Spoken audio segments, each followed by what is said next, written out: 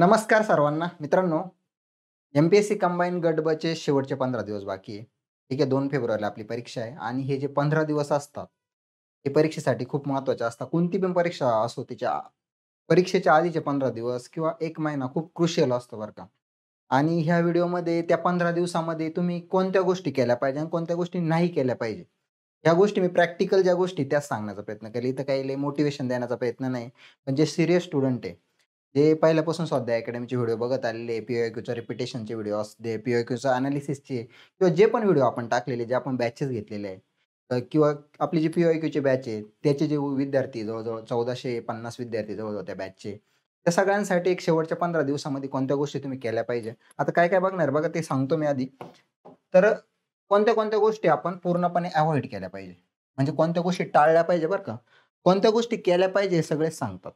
पण कोणत्या गोष्टी टाळल्या पाहिजे कोणी सांगत नाही, ते मी सांगेल तुम्हाला. ज्या प्रॅक्टिकल आहे बरं का, ज्या एकदम प्रॅक्टिकल गोष्टी असतील का ज्या अनुभवातून आम्ही पण बघितलेल्या, आम्ही चुका केलेल्या आहेत, तुम्ही नका करायला. त्याच्यासाठी हे सांगतोय. आणि कोणत्या-कोणत्या गोष्टी केल्या पाहिजे ज्या मस्ट आहे तुमचा स्कोर वाढवण्यासाठी. कारण one exam, one cut off आहे. आपण सगळ्या परीक्षा पास झालो पाहिजे आणि काय म्हणतात त्याला, सगळ्या परीक्षा पास झाल्यानंतर एक पोस्ट मिळण्याचे चान्सेस जास्त वाढून जातात. Okay. One exam, one cut ऑफमुळं त्याचा एक फायदा होणार आहे, की थोडासा कट ऑफ यावर्षी थोडासा मार्क्सच्या दृष्टीने थोडासा कमी लागणार आहे. ठीक आहे. कारण ओव्हरऑल याच्यावरून कट ऑफ लागणार आहे. पुढचं बघा, रोल ऑफ पी-वाय-क्यू. आता हा सगळ्यात महत्त्वाचा रोल आहे बरं का. पी-वाय-क्यूचा जो रोल असणार आहे, हा सगळ्यात इम्पोर्टंट आहे. याची मी पूर्ण स्ट्रॅटेजी सांगणार आहे. याच्यामुळे तुमचे कमीत कमी 20 मार्क्स वाढायला मदत होईल बरं का. वाढू शकतात बरं का, तुम्ही हे जर व्यवस्थित केलं तर. कारण ते बऱ्याच सारे अप्रोच आहे, मी तुम्हाला सांगेल व्हिडिओमध्ये शेवटला. ठीक आहे. आता स्टार्ट करू आपण जास्त वेळ न घेता. हार्डली 10 ते 12 मिनिटाचा व्हिडिओ असेल. पूर्ण व्हिडिओ बघा, नक्की फायदा होईल तुम्हाला. ठीक आहे. आता स्टार्ट करू. पहिली गोष्ट बघा, कोणत्या गोष्टी तुम्ही टाळल्या पाहिजे म्हणजे अव्हॉइड केल्या पाहिजे या काळामध्ये. ठीक आहे. या करायच्याच नाही या गोष्टी. हे प्रॅक्टिकली बरं का. पहिली गोष्ट तुम्ही टाळायची ती म्हणजे अव्हॉइड न्यू सोर्सेस. म्हणजे कोणताही नवीन सोर्स आता वाचायला घ्यायचा नाही, जो तुम्ही वाचलेला नाहीये तो. ठीक आहे.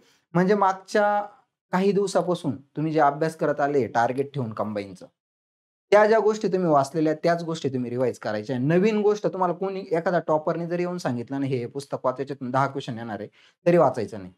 स्वतःवर विश्वास ठेवायचा आणि जेवढं तुम्ही वाचलेलं आहे त्याच्यावरच विश्वास ठेवायचा आणि तेच रिवाईज करायचंय. आता धावत्या रिव्हिजनची वेळ आहे. आता काही म्हणजे वर रिवाईज करून घ्यायचे महत्त्वाचे टॉपिक. व्ही-आय-एम-पी टॉपिक कसे काढायचे मी ऑलरेडी YouTubeला सांगितलं होतं तुम्हाला. ठीक आहे. व्ही-आय-एम-पी टॉपिकचा तो पी-वाय-क्यू एनालिसिसच्या व्हिडिओमध्ये मी सगळं सांगितलेलं आहे. तुम्हाला तुम्हाला माहिती आहे त्या गोष्टी. पुढची एक महत्त्वाची गोष्ट, नवीन सोर्स तुम्ही ॲड करणार नाही कोणताच तुमच्या अभ्यासामध्ये. त्याच्या पुढची महत्त्वाची गोष्ट बघा कोणती? ती म्हणजे टेस्ट सीरीज. आता काही मुलं काय करतात, टेस्ट सीरीज आणतात मार्केटमधून आणि ती सोडवायला घेतात. एखाद्या क्लासेसची असेल किंवा कुठं Telegramला भेटलेली असेल कुठे पण. पण तुम्हाला सांगतो, ही कोणतीही टेस्ट सीरीज तुम्ही शेवटच्या 15 दिवसामध्ये सोडवायची नाही. या 15 दिवसामध्ये तुम्ही फक्त आयोगाचे पेपर सोडवायचे. आता ते रोल ऑफ पी-वाय-क्यूमध्ये मी सांगेल कोणते पेपर सोडवायचे आणि कसे सोडवायचे, त्याचा फायदा तुम्हाला कसा होईल. कारण ते अभ्यास केलेला आहे, ते सगळ्या गोष्टींचं एनालिसिस करून मी तुम्हाला सांगणार आहे. ठीक आहे. त्याचा कोणत्या गोष्टीचा फायदा होणार म्हणजे तुमची टेस्ट सीरीज न सोडवण्याचं कारण काय माहिती आहे का? ज्या टेस्ट सीरीज बनताना क्लासेसच्या असू द्या किंवा कोणत्या पण टेस्ट सीरीज आत्ताच्या ज्या असतील, त्या कुठून बनतात माहिती आहे का? आपण जे सोर्सेस वाचतो ना, जे आपण पुस्तकं वाचतो, इकॉनॉमीसाठी व्हॉटएव्हर, त्याच्यातून त्या टेस्ट सीरीज फॉर्म केल्या जातात. आणि त्या टेस्ट सीरीज आपल्या ज्या आयोगाचा जो क्वेशन फॉर्मिंग किंवा क्वेशन सेट करण्याचा जो पॅटर्न आहे ना, त्या पॅटर्नला मॅच नाही होते. त्याच्यामुळे आपला जो माइंडसेट बनतो ना, ह्या टेस्ट सीरीज सारखा बनतो. तोच टेस्ट सीरीज सारखा माइंडसेट आता बनवून द्यायचा नाही. तुमचा माइंडसेट कशासारखा बनला पाहिजे? आयोगाचा पेपर कसा सॉल्व्ह करायचा तो माइंडसेट असला पाहिजे. कारण त्याच्यामध्ये काही एलिमिनेशन लॉजिक तुम्हाला वापरावं लागतं मित्रांनो. 100% आपल्याला गोष्टी माहीत नसतात.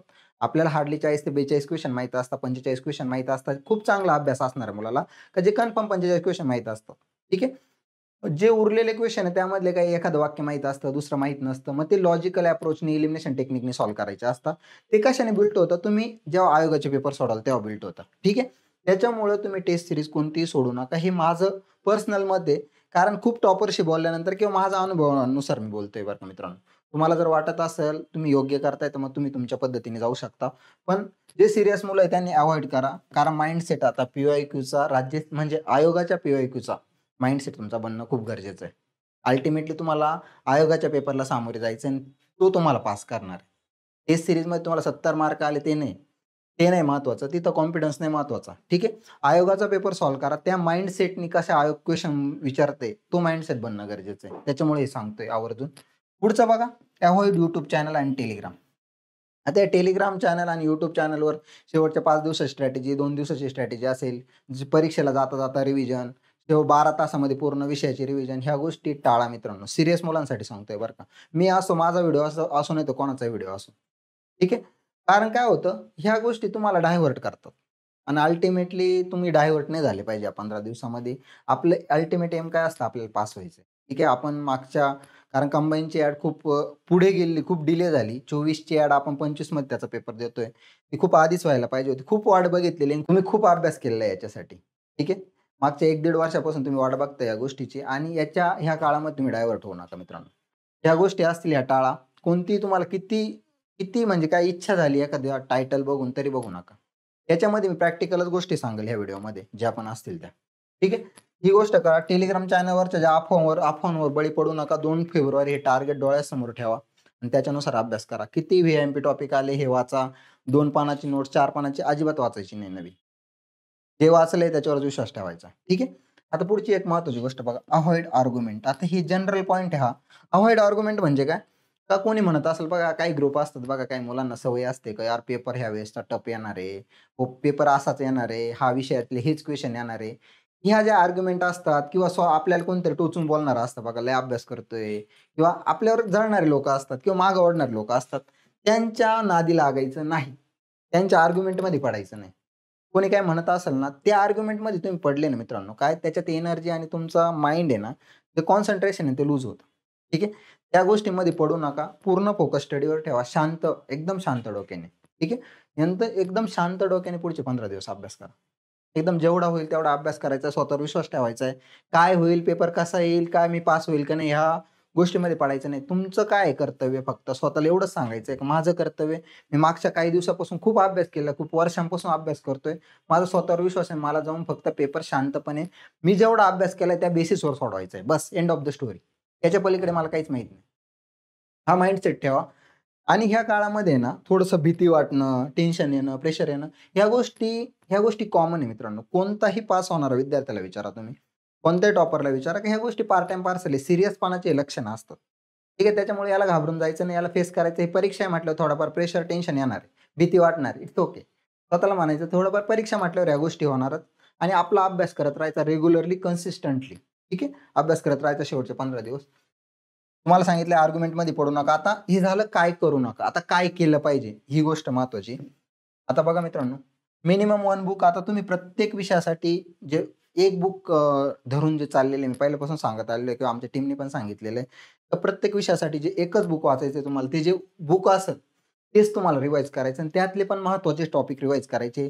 ते कशातून कळणार तुम्हाला, जे आयोगाचे पेपर तुम्ही सोडवताय त्यातून कळतं. कारण रिपिटेशन खूप होतं पी-वाय-क्यूचं. ठीक आहे. ते आपण पुढे बोलू पी-वाय-क्यूच्या रोलमध्ये. एकच बुक वाचायचंय तुम्हाला, 1 बुक. नवीन बुक म्हणजे 2-2, 3-3 बुकची रिव्हिजन नाही करायची. आता कोणत्यातरी प्रत्येक विषयासाठी एकच बुकची, तुम्ही भूगोलसाठी सौदी सरांचं बुक वाचत असेल तर तेच वाचा.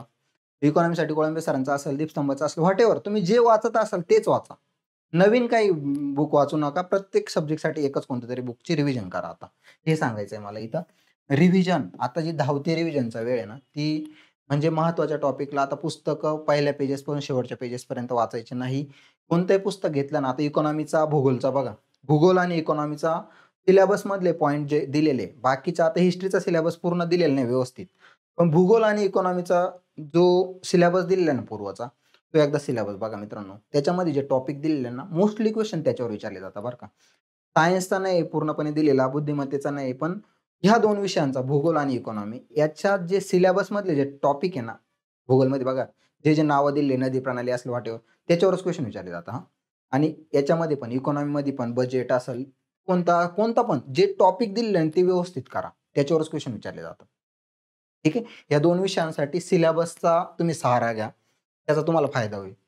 पुढची एक महत्त्वाची गोष्ट बघा, 8 तास तुमचा क्वालिटी स्टडी झाला पाहिजे. लय जास्त नाही झाला तरी चालेल, पण 8 तास क्वालिटी स्टडी करा. क्वालिटी स्टडी म्हणजे काय? तर तुम्ही त्या काळात एकदम प्रेझन्स ऑफ माइंड आहे. ठीक आहे. एकदम शांतपणे तुम्ही अभ्यास करताय, जे झोप लागत नाही तुम्हाला त्या काळामध्ये. तुमचं कॉन्सन्ट्रेशन चांगलं होतंय. चांगल्या पद्धतीने झोप घेऊन अभ्यास करा आता. ठीक आहे. त्याच्यामुळे एनर्जी राहते. 8 तास क्वालिटी रिवाईज करा. तुमचा कॉन्फिडन्स वाढायला याची मदत होईल. आणि पुढची महत्त्वाची गोष्ट, subject wise plan for paper. हे काय आहे? हे तुम्हाला सांगतो. आता बघा, पेपरमध्ये क्वेश्चन कशा पद्धतीने येणार आहे? आता 2023ला अशा पद्धतीने पेपरमध्ये क्वेश्चन आलेले होते.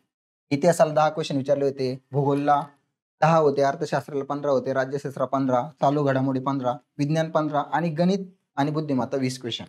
ठीक आहे. अशा पद्धतीने क्वेश्चन 2023चा आला होता. ज्यावेळेला 23ला काय होतं, ग्रुप बी आणि ग्रुप सी एकत्र होते. आता 2024ला पण हाच पॅटर्न 90% हाच पॅटर्न राहिला. 90% हाच पॅटर्न फॉलो होईल. असेच क्वेश्चन तुम्हाला बघायला भेटतील. गणित बुद्धिमत्ताला 2022 म्हणजे 23च्या आधी काय 15 क्वेश्चन विचारले जायचे, ते 20 करण्यात आलेले. आणि हिस्ट्री जिओग्राफीला पहिले 15-15 विचारले जायचे. पॉलिटीला 10 विचारले जायचे, ते पॉलिटीचे 15 केलेले 2023ला. ठीक आहे.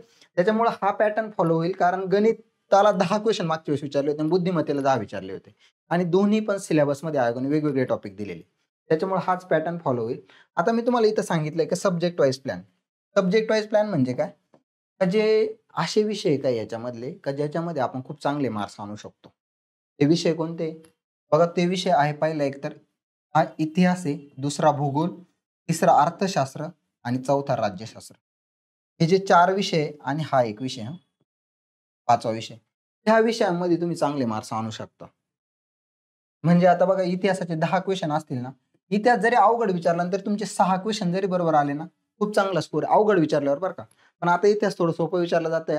मागचं 2023चं सोडून द्या, थोडा टफ होता इतिहासाचा बरं का पेपर. तुमचे 6 जरी क्वेश्चन बरोबर आले ना, 6 ते 7 तरी चांगला स्कोर आहे इतिहासामध्ये. भूगोलमध्ये पण लक्षात ठेवा, 10 पैकी तुमचे 8 क्वेश्चन कमीत कमी बरोबर आले पाहिजे. 7 ते 8 क्वेश्चन बरोबर आलेच पाहिजे. सोपं भूगोल विचारलं जातं. वारंवार त्याच टॉपिकवर क्वेश्चन विचारले जातात. अर्थशास्त्रामध्ये जवळ-जवळ 10 ते 11 क्वेश्चन बरोबर आले पाहिजे. त्या टार्गेटने अभ्यास करा, कारण त्याच टॉपिकवर क्वेश्चन आहे. बजेट झालं, तो एफ-आर-बी-एम कायदा झालं किंवा ज्या तुटी झाला त्याच्यावर क्वेश्चन विचारला जातो, व्यापारावर क्वेश्चन विचारला जातो. ते क्वेश्चन रिपीट होत आहे वारंवार. ते तुम्ही पी-वाय-क्यू सोडवले ना आता पुढचे, त्याच्यातून कळेल की ते टॉपिक बरोबर बघून घ्यायचे तुम्हाला. ठीक आहे. मग तुम्हाला हे मार्क्सपर्यंत तुम्ही आरामात 4-5 चुकू द्या. पण 10 ते 11 क्वेश्चन बरोबर येऊ शकता. राज्यशास्त्र खूप स्कोरिंग विषय आहे. राज्यशास्त्रामध्ये तुम्ही 12 पर्यंत क्वेश्चन बरोबर आणू शकता. 12 पेक्षा जास्त पण आलेले बघा, तुम्हाला राज्यसेवेला काही-काही मुलांचे 15-15, 14-14 क्वेश्चन बरोबर आलेले. त्याच पद्धतीचं राज्यशास्त्र 12 क्वेश्चन जरी बरोबर आले चांगले, तरीच खूप चांगला स्कोर झाला तुमचा तो. चालू घडामोडी खूप डायनामिक असतं मित्रांनो. याला लिमिट नाही या सोर्सेसला. एक जे इयर बुक राहतं 500-500, 600-600 पेजेसचं असतं किंवा मग जे हे काय म्हणतात त्याला, आणि कंबाईनला एक याच्याबद्दल चालू घडामोडीबद्दल मागच्या 2 वर्षाचे करंट अफेअर्स, मागच्या 2-3 महिन्याचा वर्षाचा पॅटर्न जर बघितला 22, 21चा किंवा 23चा, तर मागच्या 2-3 वर्षाचे करंट अफेअर्स विचारता आयोग. कंबाईनला बरं का खास करून. हा चालू घडामोडी खूप डायनामिक सब्जेक्ट आहे. याच्यामध्ये ना मित्रांनो 7 ते 8 क्वेश्चन जरी बरोबर आले तरी चांगले.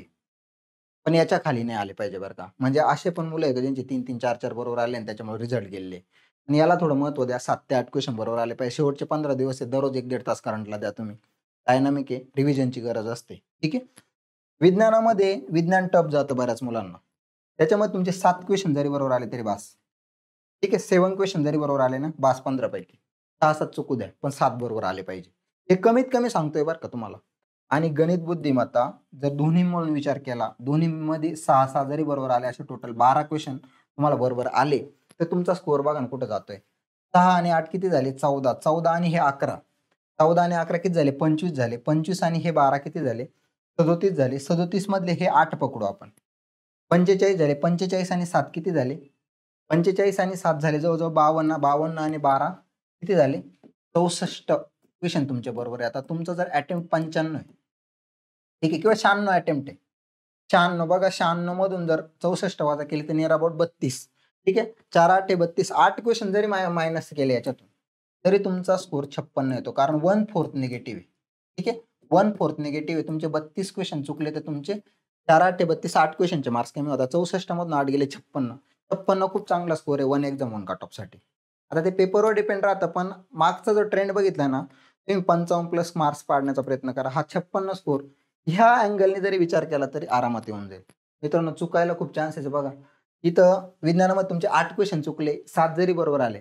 आता इथं कसं रे, मागं-पुढं होऊ शकता. 64 चे 62 होऊ शकता. पण तरी तुम्ही 55, 54, 55च्या दरम्यान तुमचा स्कोर येईल आणि तो खूप चांगला डिसेंट स्कोर आहे. मी हे नाही म्हणत की तुम्ही 60 आणि 65 पाडा. पेपर जर सोपा आला तर नक्की पडतील. पण जर पेपर जर मागच्या ट्रेंडनुसारच आला, तरी तुम्हाला 55 मार्क्स खूप चांगले मार्क्स. 55+ मार्क्स पाडण्याचा प्रयत्न करा. हे टार्गेट तुमचं असलं पाहिजे पेपर वाईज. आता बघा मित्रांनो, ही चालू घडामोडीचं एक सांगतो. चला चालू घडामोडी ज्या मुलांनी व्यवस्थित वाचलंय त्यांच्यासाठी नाही, पण ज्यांचा चालू घडामोडीचा आहे ना अभ्यास झालेला नाही बरं का, त्यांच्यासाठी आपली करंट अफेअर्सची बॅच आहे. फक्त 50 पेजेसची करंट अफेअर्सची नोट्स आहे. 11 महिन्याचं करंट अफेअर दिलेलं आहे याच्यामध्ये. व्हिडिओ पण दिलेले. तुम्ही फक्त नोट्स जरी वाचून गेले तरी तुम्हाला फायदा होईल. फक्त 50 पेजेसची स्वाध्याय अकॅडमीच्या ॲपवर हे टाकलेली आहे आपली बॅच करंट अफेअर्सची. आपली मागची पण बॅच होती. 2000 म्हणजे राज्यसेवेसाठी ज्या मुलांनी बॅच केली होती बघा, 13 क्वेश्चन आपल्या बॅचमधून आले होते आणि 75च पेजेसची आपण नोट दिली होती पाठपोट. म्हणजे जवळ 150 पेजेसची नोट्स होती ती. पण 13 क्वेश्चन त्याच्यातूनच आले होते. 13 पैकी 13 मुलांच्या बरोबर आले होते. कारण 75 पानं रिवाईज करायला थोडं सोपं जातं. अशीच ही बॅच आहे. ज्यांचं करंट अफेअर झालं नाहीये त्यांच्यासाठीच बरं का. ज्यांचं झालंय मी म्हणणार नाही आमची बॅच म्हणून घ्या. ज्यांनी करंट अफेअर्स व्यवस्थित केले त्यांनी अजिबात बॅच घ्यायची नाही. तुम्ही स्वतःचा विचार करायचा, कारण तुम्ही पास झाले पाहिजे मित्रांनो.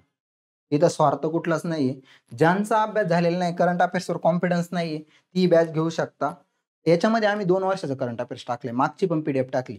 आता 11 महिन्याचं करंट अफेअर्स हे 50 पेजेसमध्ये दिले आणि 2023चं जे करंट अफेअर्स आहे, 23चं जे करंट अफेअर्स आहे ते जवळ-जवळ 70 ते 75 पेजेसमध्ये 70 पेजेस असे दोन्ही मिळून तुम्हाला 130 पेजेस वाचायचे निअर अबाउट 120 ते 130 पेजेस. बरं का, म्हणजे पाठपोट 120 ते 130 पेजेस जर तुम्ही वर वाचून दिले, वाचून गेले ना, सुटसुटीत दिलेले आहे एकदम. त्याचे सॅम्पल पण नोट्स टाकलेले आहे Telegramवर आमच्या, त्या बघू शकता. आवडलं तर बॅच घ्या. तुमचा झाला नसेल करंट अफेअर्सचा अभ्यास तर बरं का, त्यांच्यासाठी आहे. स्वाध्याय अकॅडमी ॲपची लिंक आपण डिस्क्रिप्शनमध्ये दिलेली आहे. तिथून ॲप डाउनलोड करून तुम्ही बॅच घेऊ शकता. ओके. त्याचे सॅम्पल पण बघा, मग घ्या. जर तुमचा अभ्यास झाला असेल तर अजिबात घ्यायची नाही. ठीक आहे. ज्यांचा नाही झाला त्यांच्यासाठी आहे. पुढची सगळ्यात महत्त्वाची गोष्ट ती म्हणजे रोल ऑफ पी-वाय-क्यू. ठीक आहे.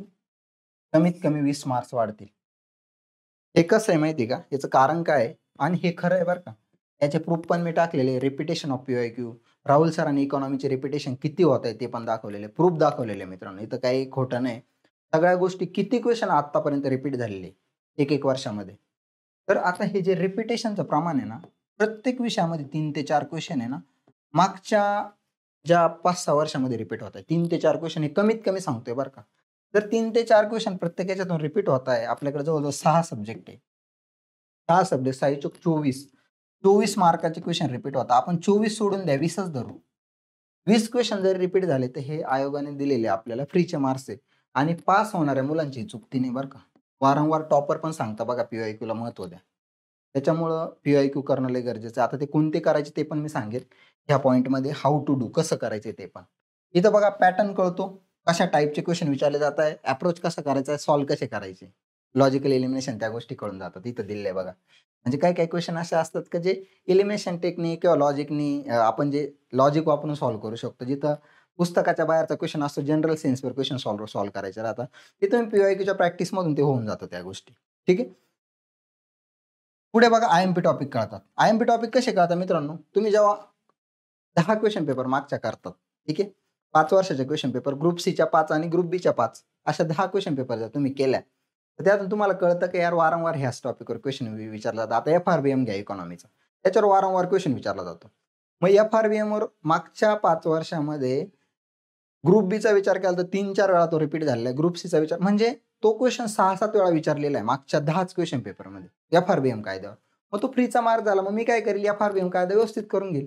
तुटीवर क्वेशन वारंवार विचारला जातो किंवा हिस्ट्रीमधले महत्त्वाचे समाज सुधारक आहे त्याच्यावर क्वेशन वारंवार विचारले जातात.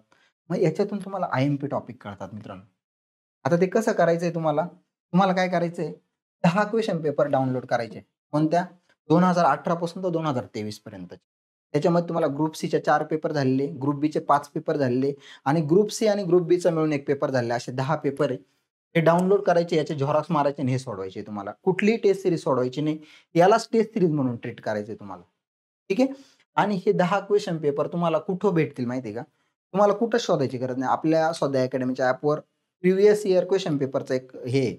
त्याच्यामध्ये जाऊन सगळे क्वेशन पेपर टाकलेले बरं का. कंबाईन क्वेशन पेपर तिथं जाऊन तुम्ही डाउनलोड करायचे. एक्सपोर्ट नावाचा ऑप्शन एक्सपोर्ट करून तुमच्या मोबाईलमध्ये ते येतील सगळे आणि ते झेरॉक्स मारून घ्यायचे. तुम्हाला कुठंच शोधायची गरज नाही. तुमचा वेळ वाचेल याच्यामुळं. स्वाध्याय अकॅडमी ॲप डाउनलोड करायचं, त्याच्यावरून ते त्या सेक्शनमध्ये तुम्हाला प्रिव्हियस इयर सेक्शनमध्ये ना तुम्हाला ते सगळे क्वेशन पेपर भेटून जातील.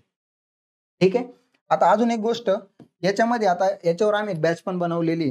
बऱ्याच आता मुलं तुमच्यापैकी बऱ्याच मुलांनी ही बॅच घेतलेली पण असेल बरं. ही जी बॅच आहे, आता बघा, ही जी बॅच जे आहे, याच्यामध्ये आम्ही ते 10 क्वेशन पेपर पूर्णपणे एक्सप्लेनेशन दिलेलं आहे बरं का. त्याच्यामध्ये लॉजिकल अप्रोच काय असेल, क्वेशन कसा टॅकल करायचा आहे, कोणत्या टॉपिकवर वारंवार क्वेशन विचारले जात आहे. जर तुमचा कॉन्फिडन्स आलेला नसेल, तुमचा पी-वाय-क्यू तुमचे झालेले नसतील, तर तुम्ही ना ही 35च तासाची बॅच आहे. ठीक आहे. तुम्ही जर स्पीड वाढवून बघितलं, तर हे 20 तासामध्ये संपवाल तुम्ही. त्याच्यावर आपल्या ॲपवर स्पीड वाढवायचा पण ऑप्शन असतो. 20 तासामध्ये जर हे तुम्ही बॅच जर पूर्ण बघितली ना, तुमचे रिपीटेड क्वेशन एक्सप्लेनेशन दिलेले आहे बरं का महत्त्वाचे एफ-आर-बी-एम सगळ्या म्हणजे जिथं-जिथं गरज आहे तिथं एक्सप्लेनेशन दिलेलं आहे. ते एक्सप्लेनेशन जरी बघून गेलं, तुमचं जे 20-25 जे रिपीट होणारे क्वेशन त्यातला एक पण क्वेशन चुकणार नाही. रिपीट होता वारंवार. ते कसे होतात सगळं सांगितलेलं आहे बॅचमध्ये. ठीक आहे. तुमच्यापैकी बऱ्यापैकी मुलांनी घेतलेले असेल, ज्यांनी घेतलेलं नसेल, ज्यांचं पी-वाय-क्यू एनालिसिस झालेलं नसेल ते घेऊ शकता. ज्यांचं झालेलं आहे त्यांनी घेऊ नका. ज्यांचं पी-वाय-क्यू एनालिसिस व्यवस्थित झालं त्यांनी अजिबात घ्यायचं नाही. पण ज्यांना कॉन्फिडन्स येत नाही, यार आता काहीतरी करावं लागेल, ज्यांना पास होण्याची इच्छा आहे, ती ही बॅच घेऊ शकता. त्याच अकॅडमीच्या ॲपवर कंबाईन पी-वाय-क्यू बॅच आहे. ती बघू शकता तुम्ही फास्टमध्ये, स्पीडमध्ये. ठीक आहे. अशा पद्धतीने. आता हे सगळं झालं बॅचबद्दल मित्रांनो. आता शेवटचे जे 15 दिवस आहे, व्यवस्थित अभ्यास करा, शांत राहा, स्वतःवर विश्वास ठेवा फक्त बस आणि तुमचं काम करत राहा. ज्या पण गोष्टी सांगितल्या करू नका, त्या टाळण्याचा प्रयत्न करा. तुम्हाला त्या योग्य वाटत असेल तर करा. आणि ज्या गोष्टी सांगितल्या आहेत, त्या आवर्जून करा. एक प्लीज पी-वाय-क्यूला महत्त्व द्या शेवटच्या 15 दिवसामध्ये. पुस्तकं वाचण्यापेक्षा दररोज 2 ते 2.5 तास पी-वाय-क्यूला द्या. दररोज. तुमचे मार्क्स जास्त वाढतील. तुम्ही एखादे 15 दिवस पुस्तकं वाचले आणि एका एका साइडला प्रश्नपत्रिका ठेवल्या, तर मी तर म्हणेल तुम्ही पुस्तकांना महत्त्व कमी द्या आणि पी-वाय-क्यूला जास्त द्या. पी-वाय-क्यू तुमचे पुस्तकांपेक्षा जास्त मार्क्स वाढतील. कारण पुस्तकं आता तुम्ही खूप वाचलेले आहे. आता तुम्हाला फायनल शेप द्यायचा आहे. ते पी-वाय-क्यू मधून द्या. स्वतः करा, नाहीतर बॅच आहे त्याच्यामधून करा. पण करा आणि पास व्हा. ठीक आहे. आजच्या व्हिडिओमध्ये मी इथंच थांबतो. तुम्हाला पुढच्या येणाऱ्या पेपरसाठी आता याच्यानंतर तर काही व्हिडिओ नसणार आहे. कारण 15 दिवस महत्त्वाचे आहे. तुम्हाला डायव्हर्ट करायचं नाही. तुम्हाला सर्वांना परीक्षेसाठी खूप खूप शुभेच्छा. खूप चांगले मार्क्स पाडा. All the best. थँक